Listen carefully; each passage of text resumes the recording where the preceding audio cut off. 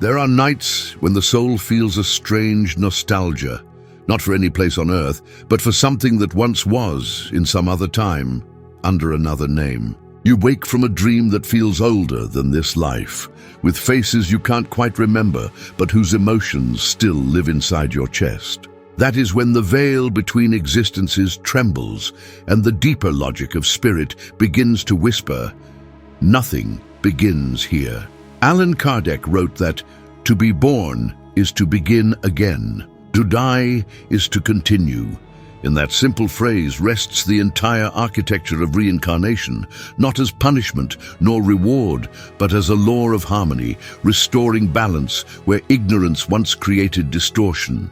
Each existence is a chapter in the vast autobiography of the soul, written in the subtle language of vibration and consequence. Karma, often misunderstood as a cosmic ledger of suffering, is in truth the gentle mathematics of divine mercy. When you hurt another, you disturb the order of creation. When you love, you help to restore it. The law of cause and effect is not an external judgment. It is the mirror of consciousness itself, seeking equilibrium through successive experiences. To reincarnate, then, is not to be condemned to endless repetition, but to be invited to rewrite destiny through understanding and renewal.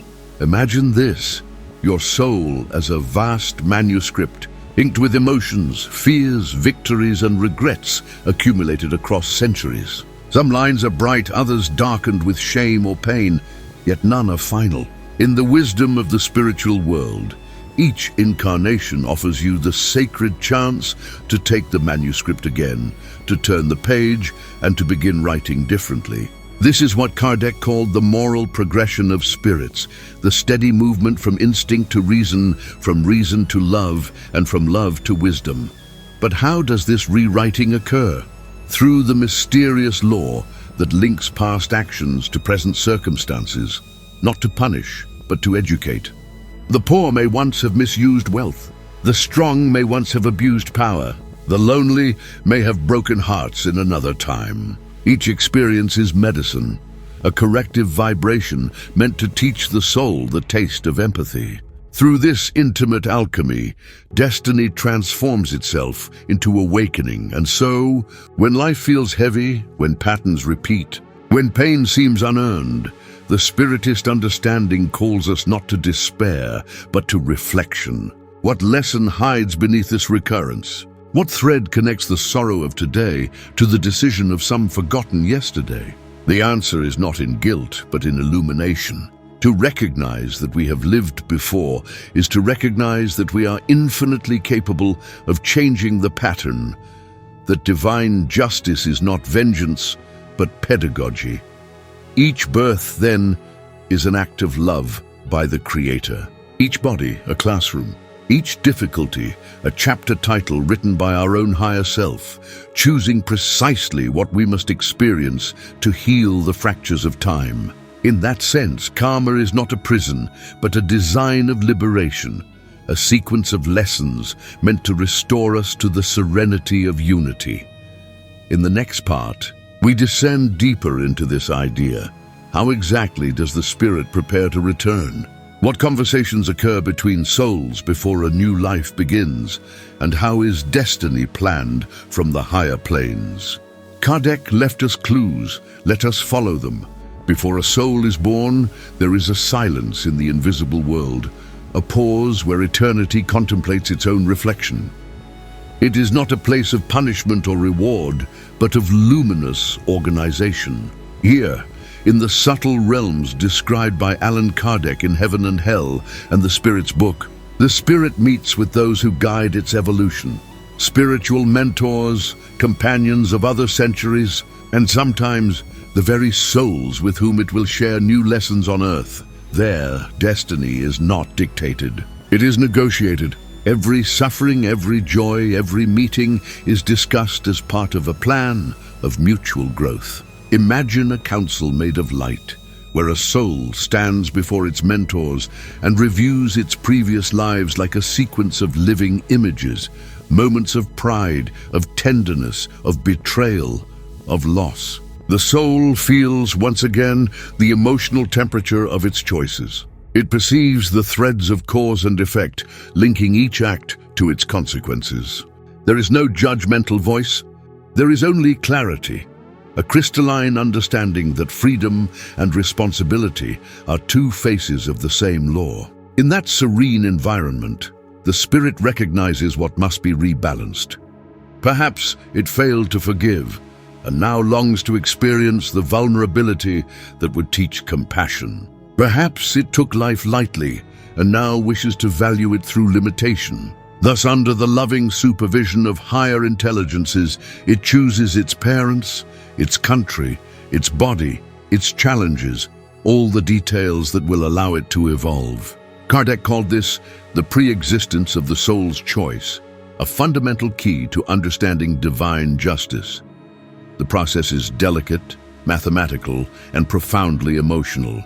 Vibrations of affinity draw together those who must learn from one another. Families are reassembled from the ashes of old dramas. Enemies become siblings. Old lovers meet again under new circumstances. What once was conflict becomes a chance for reconciliation. Each life is a sacred architecture of repair, built with precision by forces that love without partiality. And yet when the moment of incarnation arrives, something extraordinary happens.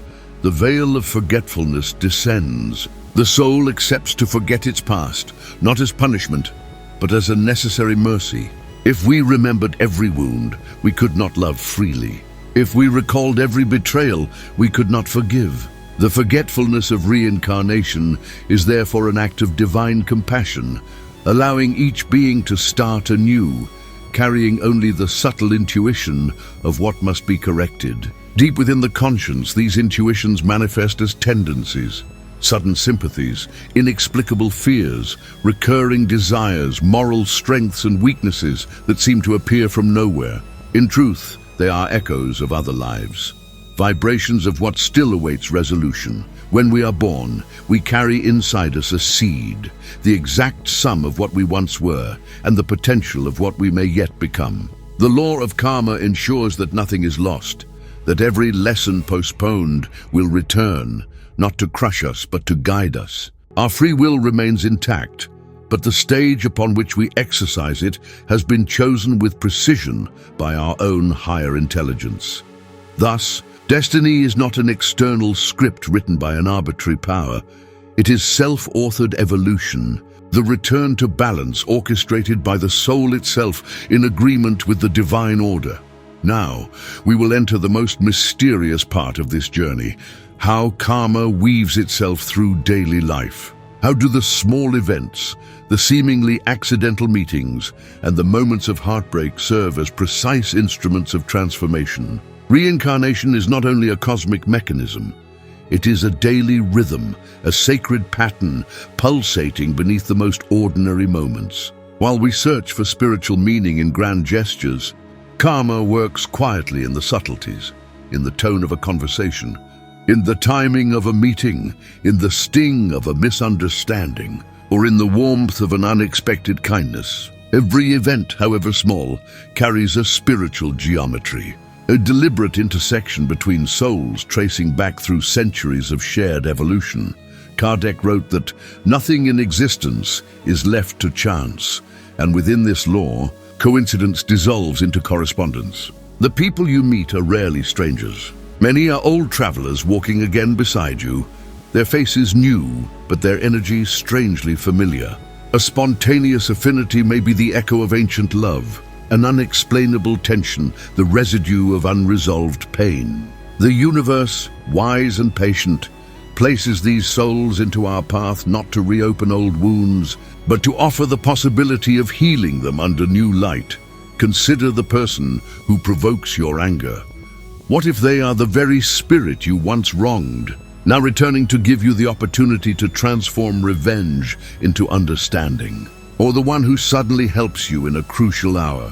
What if you are witnessing the continuation of a bond once formed in another life, now balanced through gratitude? Thus, karma is not the weight of past mistakes. It is the choreography of mercy, arranging our encounters to awaken conscience. Every gesture matters. A word of comfort, a moment of patience, a decision to forgive. These small victories alter the vibrational script of your destiny. Kardec taught that charity is the law of love in action, and it is through charity, not penance, that we undo the knots of the past.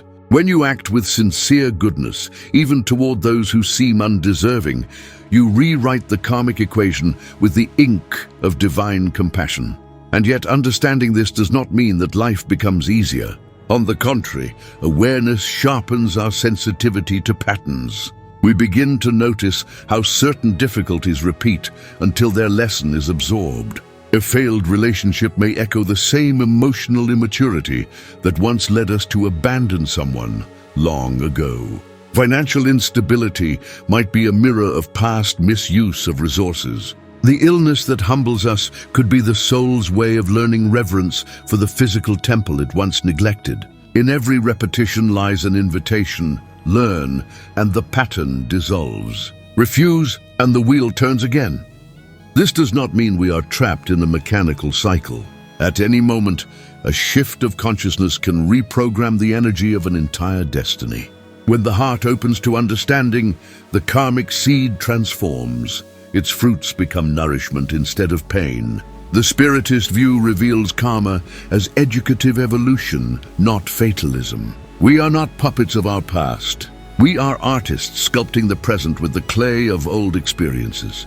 So when suffering visits, ask it what it came to teach. When joy arrives, receive it with gratitude.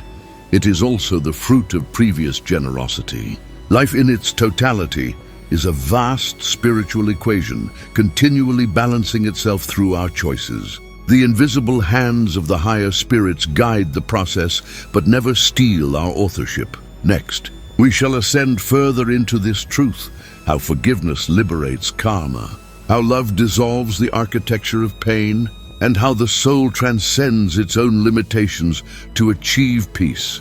Forgiveness is not a moral commandment. It is an act of energetic transmutation. It is the moment when the soul decides to stop vibrating in the frequency of pain and return to the harmony of divine order. Within the Spiritist understanding, forgiveness is the surgery of karma, dissolving the magnetic cords that bind spirits through resentment, guilt, or vengeance. Imagine the soul as a luminous sphere, its light dimmed by layers of dense emotion accumulated over centuries. Each offense we hold on to, each injustice we refuse to release, becomes a thread of shadow connecting us to the very source of our suffering. The law of cause and effect keeps those threads alive until understanding breaks them. Thus, when Kardec wrote that true expiation lies in the reformation of oneself, he was describing forgiveness as an internal liberation. The moment when the heart stops replaying the vibration of the past and begins to create a new current of love.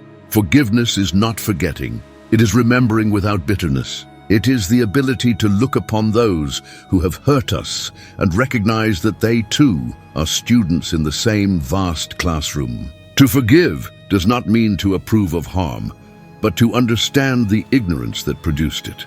Every wrong action is born of blindness, of a spirit not yet aware of its divine nature. When we forgive, we acknowledge that same ignorance within ourselves and declare our willingness to evolve beyond it. Many souls, after disincarnation, discover with luminous clarity the power they had to break the chain of hatred simply by forgiving. They see that revenge never brought justice, only new debt. That anger never healed, only perpetuated the wound. The moment of comprehension in the spiritual realm is often followed by the profound desire to return to earth and repair. But while still in the flesh, we possess the same opportunity to practice preemptive redemption by choosing forgiveness now, rather than waiting for another incarnation to understand. Kardec taught that the moral progress of humanity depends on the courage to forgive, for forgiveness is the generator of fraternity. When a single heart transforms rancor into understanding, it alters the vibrational field of the entire community. The spiritual currents released by genuine forgiveness are so potent that they can dissolve karmic networks spanning multiple generations. Families reconciled through compassion often experience an almost miraculous shift. Illnesses ease, opportunities return, peace settles. This is not superstition, it is vibrational law. Love reharmonizes what hate disfigures. The act of forgiving must begin inward. Self-forgiveness is the foundation upon which all external reconciliation rests. Many souls carry guilt from other lives, guilt that manifests as self-sabotage, fear of happiness, or unconscious resistance to joy. To forgive oneself is to accept that every error was a step in the pilgrimage toward wisdom. The universe does not ask perfection, it asks persistence in learning. When we release guilt, we no longer attract experiences meant to teach us what we have already understood. Karma then evolves into grace, and destiny unfolds with serenity. Forgiveness, therefore, is not passive resignation. It is the most active form of spiritual mastery. It demands courage to face pain, humility to understand it, and love to transform it. When you forgive, you become a co-creator with the divine, rewriting the vibrational code of your existence.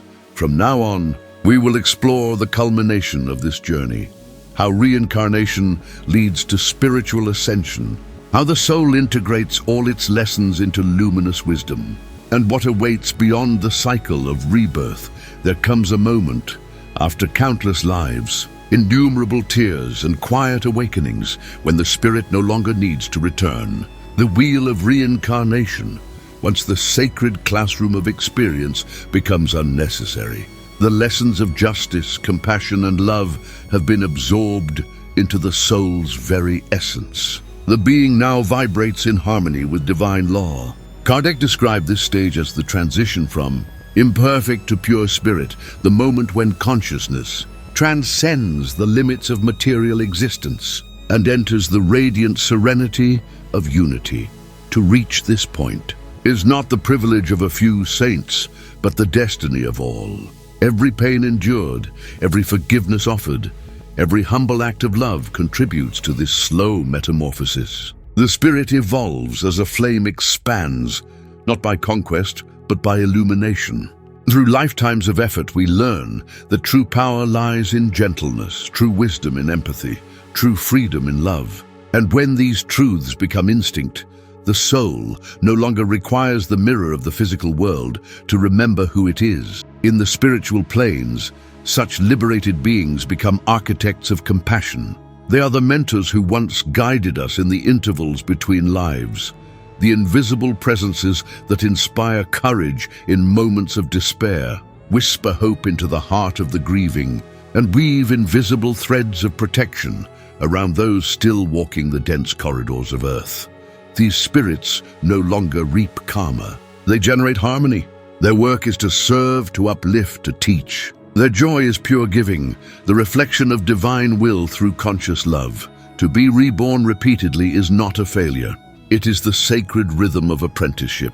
Each incarnation polishes another facet of the eternal self, until at last nothing opaque remains. The spirit then reflects the divine light without distortion. This is the liberation that Spiritism reveals, not escape from the world, but transformation through understanding. We ascend not by denial of matter, but by mastering its lessons with serenity.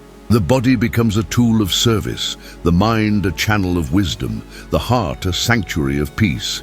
And yet, even as we approach this luminous horizon, humility must guide us. The universe is infinite and evolution never ceases. Beyond human reincarnation lie higher spheres, dimensions of subtle energy where thought creates instantly, where time bends to consciousness, where love is the natural state. To enter these realms is to rediscover our origin, the eternal source that breathes through all existence. There, individuality merges with universal harmony without losing its essence. The spirit, now radiant and free, becomes part of the divine symphony, co-creating reality with the Creator. When Kardec spoke of moral progress as the key to happiness, He was not referring merely to earthly contentment. He was describing this ascent, the gradual harmonization with the laws of the universe that culminates in spiritual sovereignty.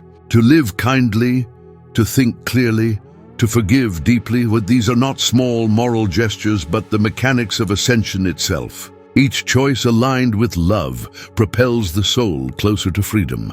Thus, reincarnation is not the story of punishment, but of divine education.